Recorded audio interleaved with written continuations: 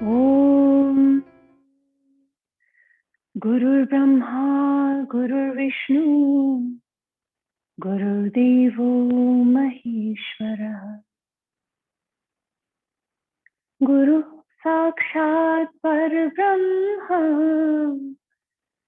Tasmai Shri Guruve Namaha Tasmai Shri Guruve Namaha. Shiva. Okay, thank you. Okay, so today we will move to the sutras, Patanjali sutras, and last time we talked that Tatra Sthitau Yatno Abhyasa. This was the sutra. Okay, and Abhyasa means practice. Okay, now Farah has asked a question. She has gotten some clarification also, right? And she has somewhat realized also that yeah, nothing is mine.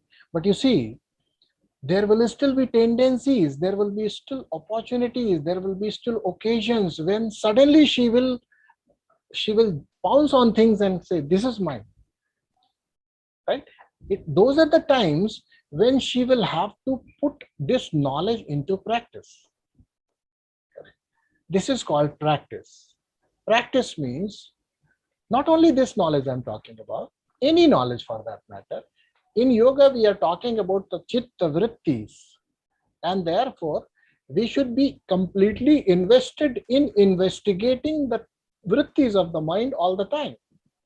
And let us completely be aware of it, what our mind is doing, whether it is imagining, it is bringing things from past, or it is wrongly perceiving things. What Farah was asking, this question comes in viparya, something which is not yours and you calling it yours. This is viparya. Understood? So the moment we investigate what is mine, and then we at the end know that no, it is not mine, but you say, lifelong I've been calling it mine. So the old habits are going to die hard. They don't go away so easily. You may continue to practice it, keep coming back to this understanding. Whenever your urge comes to own a thing, whenever your urge comes to imagine things, come back to it, come back to realization, come back. This is called Abhyasa. Abhyasa means practice. Somewhere I am imagining wrongly, correct it immediately. Somewhere you are going in deep slumber, come back. Somewhere you are understanding things wrongly, which are taking away your peace of mind, come back. Right? Wherever and whenever you find that your tranquility, your shanti, your peace, your one piece of the mind is getting into pieces of mind, collect, recollect. A piece of mind should not become into pieces of mind. What we are currently suffering from, pieces of mind, not a piece of mind. Although that only the pronunciation remains the same, the spelling is different. When I'm calling peace of mind, it is P-E-A-C-E. Okay. When I'm calling pieces, it's different, is it not? Only the pronunciation seems to be same. But yes, it is true. When we are saying pieces of mind, which is correct, because when there are vrittis, we tend to create pieces of mind, fragmentations, certain pockets, different pockets start operating in mind when we are in certain vritti, right? For example, anger is a vritti, not mentioned here. Is it not? Anger is a vritti. Anger means anger is also a modification of mind. Yes or no? Greed is also a modification of mind. So-called ego, pride, ahankara is also the vritti of mind. Not mentioned because roughly if you deal with these six, you are done. You don't have to.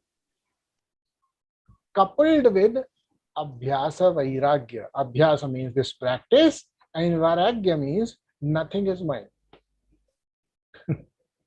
Vairagya means what? Recognizing nothing is mine, but still using it comfortably. Don't think if something is not yours, you'll have to, throw it away. It will be foolish. Something is not yours does not mean. See, tell me, if I ask you, is that sun is yours? Is that moon is yours? Is this earth is yours? Is this air is yours? Is this water falling from the rain is yours? Tell me what is yours. Are you not using them? Fully knowing they are not yours. That's intelligence. We all are intelligent, right? And we all become foolish when we start calling things our own. You see, my own, my own. It's good. God has given things and also taken away the right to own it up. See, we say that this piece of land is ours. God has actually created the arrangement, and nobody can ever own a piece of land forever, because the man itself goes. The land remains a piece of land. It always remains maiden. It always remains maiden, come what may. Billions and trillions and trillions have come and gone. They said this earth is mine, this country is mine, this province is mine, this house is mine. They have all gone. Earth remains there. The same way, water remains there, fire remains there, sun remains there, moon remains there. Nobody has ever been able to own them up. Understand that point. Moment you understand that, you are already in Vairagya, that nothing is mine, but I am here to be and use it wisely. That's it. That's it. Nothing more than that. Nobody has been able to accumulate. See, people say, this is my gold, my gems, my silver, my diamonds. Whose diamonds? Whose gold? The gold will remain, you will go. Then can you call that gold yours? That means till the time it is with you, use it, enjoy it. Nobody is asking you to not enjoy it, but recognizing fully it is not mine. Therefore, even if during your lifetime that is taken away from you by any chance, that will not put one piece of your mind into pieces of mind. Yeah. Correct? That is Vairagya. Enjoying, being at ease, enjoying and being at ease by virtue of not owning anything. That's it. This is Vairagya. You don't have to Beautiful. you don't have to actually relinquish and throw away things. They are not mine, so why should I use it? See, the very nature of our whole existence, the very design of our existence is such that we do not own anything, but yet fully designed to enjoy everything without owning it up. You don't have to earn your air. You don't have to earn the sunshine. You don't have to earn the beauty of the nature. It is all there, showering at you. You don't have to earn it. It's all there. Until the time you're here, you're supposed to be, of course, friendly to all that. Enjoy it fully and minimally. That's important. Don't over-exploit. A woman may require, let's say, 1 kg of gold. The weight of 1 kg of gold only she can probably take on, put on herself. But why to own then 10 kgs of gold? If you can't carry it on your body even for once in lifetime, all the jewelry of 10 kg gold, if you can't carry it, what's the point? Minimalism. Whatever I need, I will get. Nobody is stopping you. You own as much you need, not as much as you desire. Desire cannot be fulfilled. Needs can be fulfilled.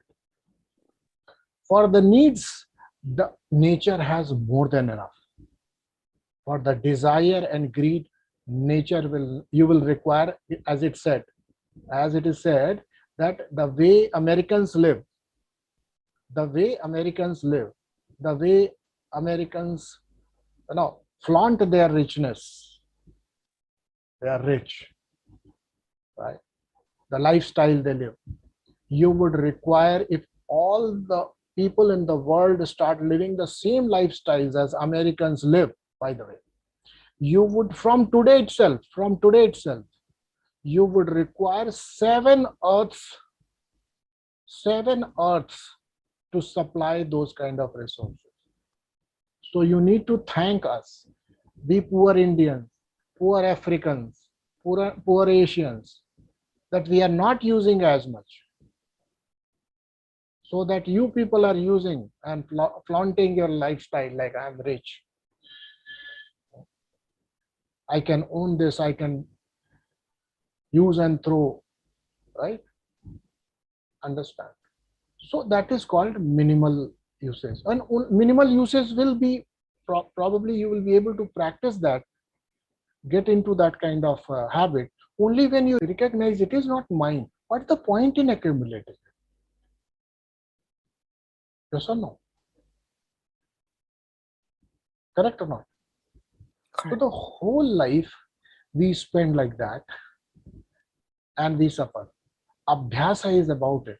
Whatever we learn, let's not focus only on Patanjali Yoga Sutra.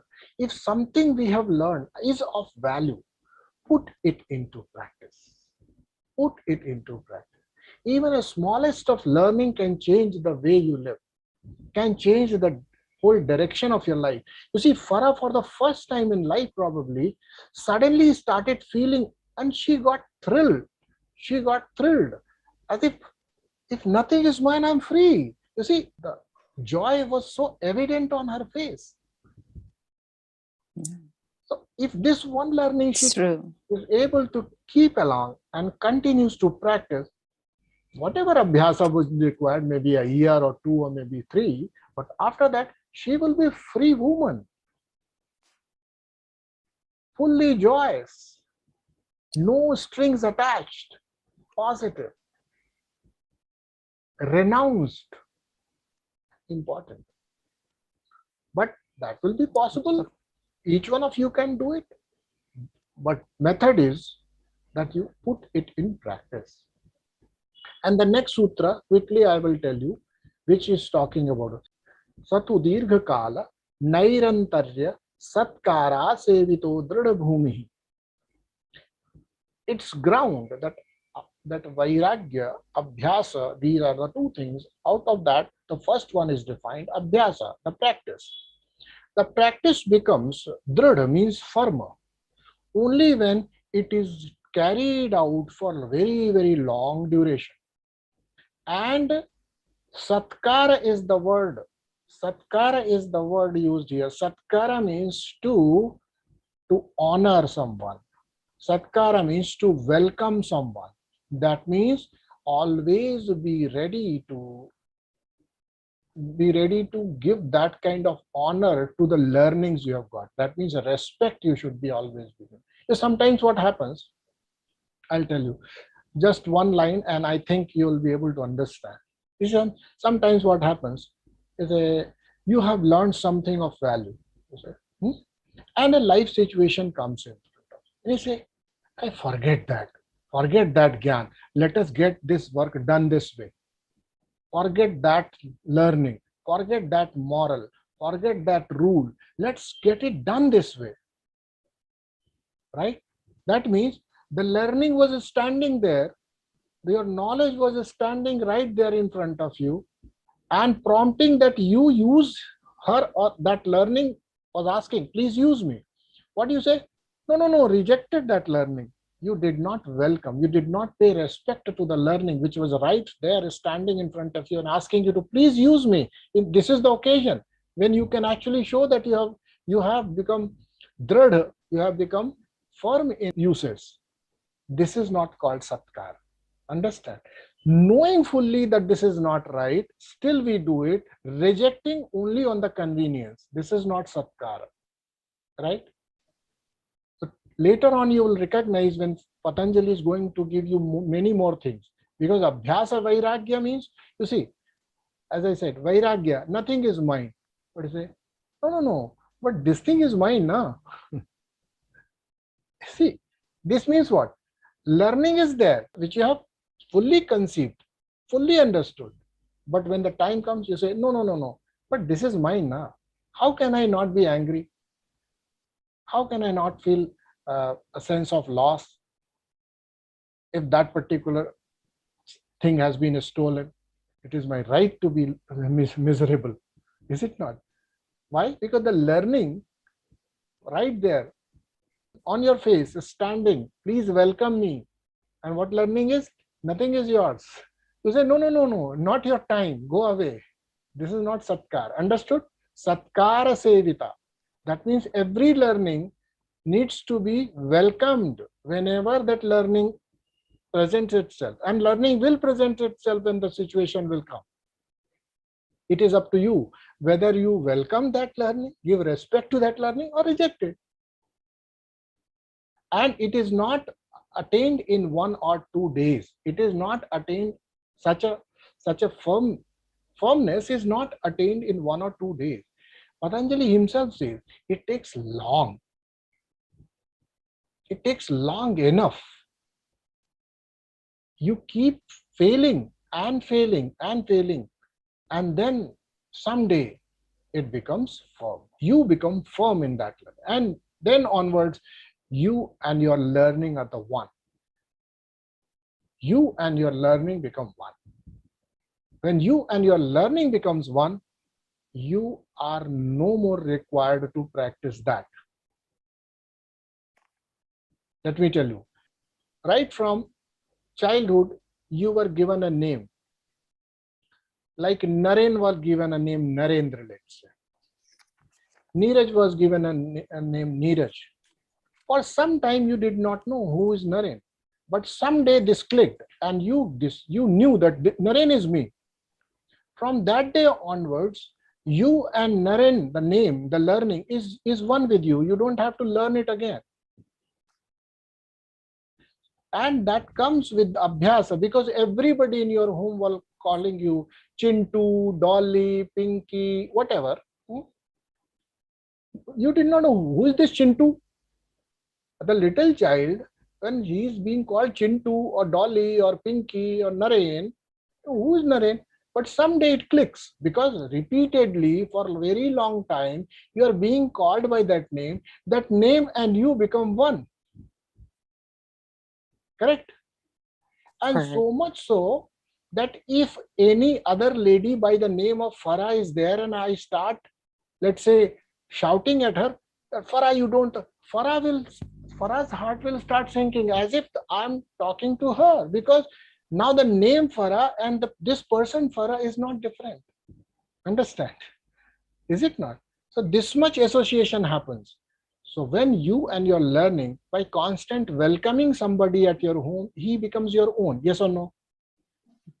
Yes. If any time somebody comes your home, please come, sir.